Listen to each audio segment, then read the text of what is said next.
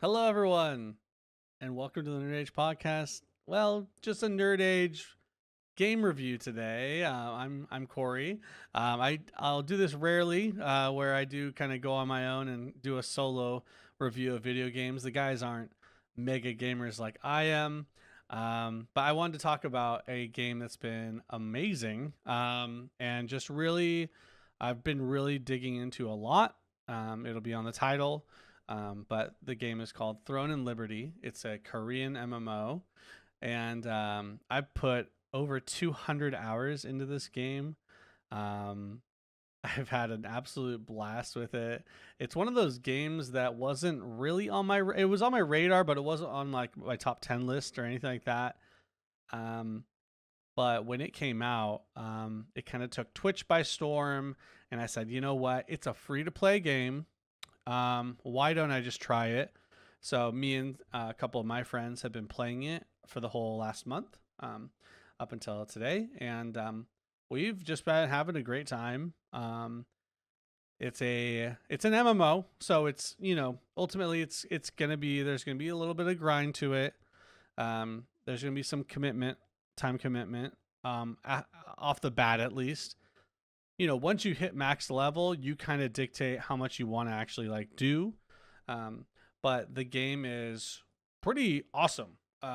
If you generally like action combat, and beautiful worlds, um, and not like ultra complicated PVE stuff, this game is really good and it's a good quality.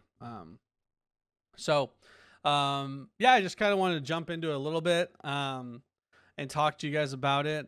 This game is um, it is free to play, but there are some pay to win aspects to it.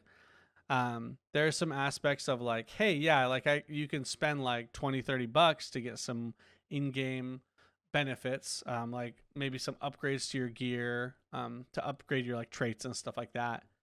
Um, or you can buy some items that might help you. But I'm gonna be honest, I haven't seen a big issue. Like sometimes you'll go up against a player that you're like, oh, like that guy spent money because he's super strong. So 1v1 situation, yeah, the pay to win aspect is real. But here's the thing: unless you're doing arenas, you don't really feel that, and arenas don't really matter as much as the guild versus guild stuff, and that's where this game really thrives. This guild really thrives in its large scale PvP. There are conflict bosses, there's event bosses, and that's where these guilds, if you're in a guild, which you need to be in a guild in this game, by the way, there's too many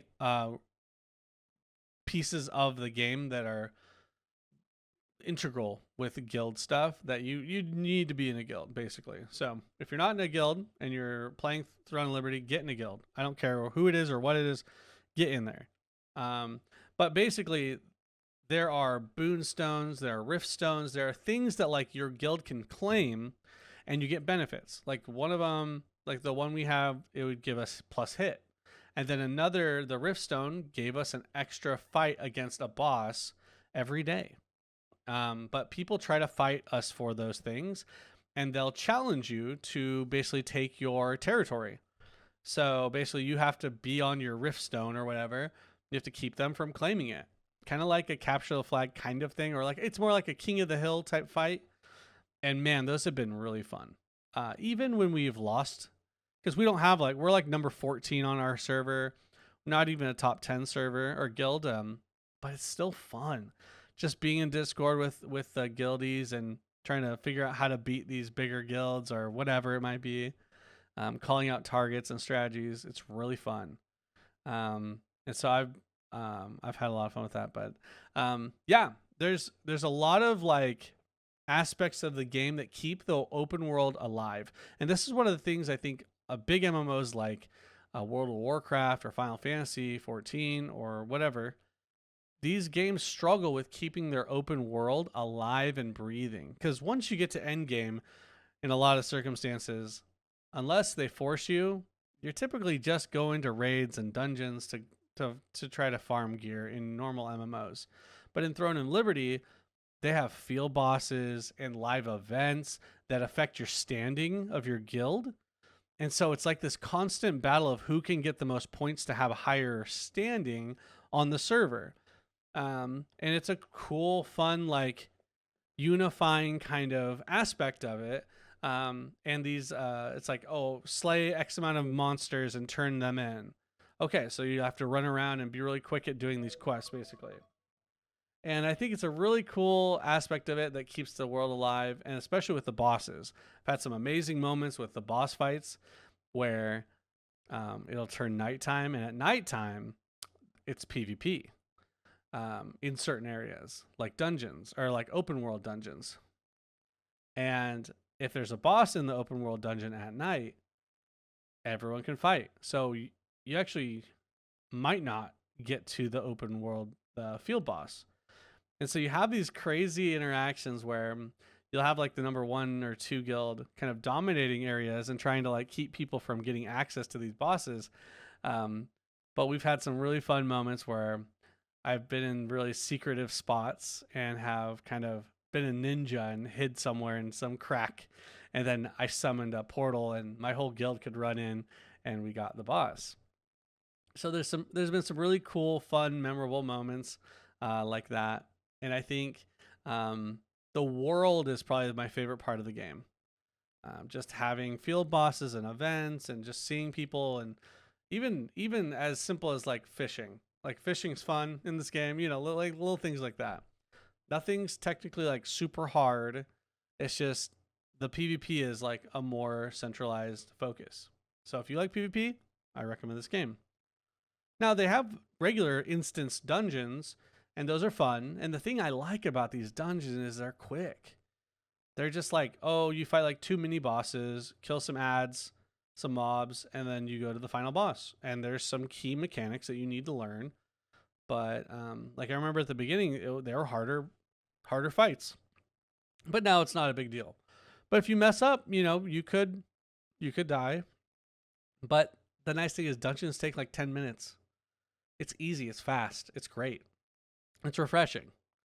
But yeah, I think the biggest thing is if you enjoy PvP and you like flexibility and creativity in your builds, this is a really cool one, because when it comes to gear, you don't pick warrior, you don't pick mage. You pick 2 weapons, and that combination dictates what you do. So if you were to do like a great sword and a sword and shield as your combo, you're basically a damage dealing tank, right? You're one of the most durable CCing crowd control tanks, and you're really durable, and you're like a bastion in these fights. Or like me, I went dagger greatsword, and I'm more of a stealthy, get in, kill a dude, get out kind of guy. Or you could be a wand user where you're a healer. Or you could be a staff, bow, long range attacker like my cousin is. So there's some really cool combos with different weapons, the weapon types. Now, one of the things I don't like about this game, so I talked about all the things I do like about this game. The things I don't like is I don't like having aspects of pay to win. And there are some, and you can definitely pay to be at cap of power. I don't think the difference between free to play and the cap of power is that much when it comes to like guild versus guild. But in the 1v1 situations, it eventually will go away because everyone will get everything in another month's time, But that's one thing I don't like. But I haven't really suffered from that. I'm doing great. Practically free to play. I just got like the battle pass. So I've spent like $20 on this game. And the other thing I don't like about this game is the reliance on guild. Like it's a good and a bad thing. I really enjoy it because my guild is really cool.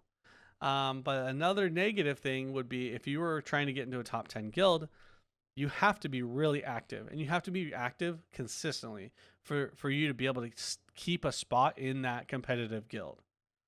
So if you don't have a lot of time, well, you just need to be more okay with not being in a top 10 guild. Now, it doesn't mean that you can't be in a fun competitive guild. You just, for sure in our guild, like if you want to be in top 6, you have to play every day, basically. So if that's an issue with you, you want to be in the best guild, but you you don't have the time for it. Well, I mean, you're playing an MMO. You kind of get what you're getting, what you're signing up for. But yeah, I think there's a lot of RNG. MMOs always have RNG, so I could see people being a little annoyed at like RNG being a thing where you're trying to search for this one best in slot item and you just can't find it. Like my cousin did this dungeon like 40 times and he didn't get his weapon until in like the 40th try or something like that.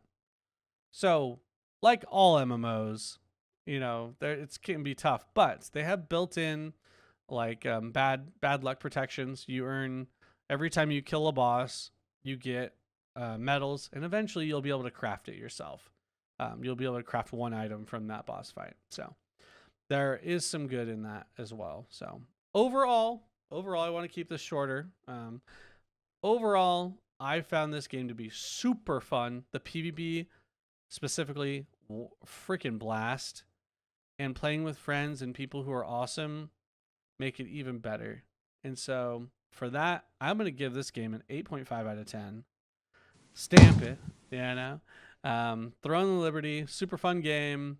If you like the action-oriented combat and PvP, big scale stuff, check it out. We have the biggest event coming up, I think next weekend. It's the Castle Siege. It's where all the guilds, the top 10 guilds, will fight over resources from the big castle that's been taking all these taxes and has all this wealth behind it.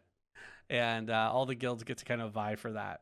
And so it's going to be a crap storm for lag probably, but it'll be one of the coolest events. I'm really looking forward to it. I love that grand scale when you have hundreds of people involved, and it's just such an interesting interaction.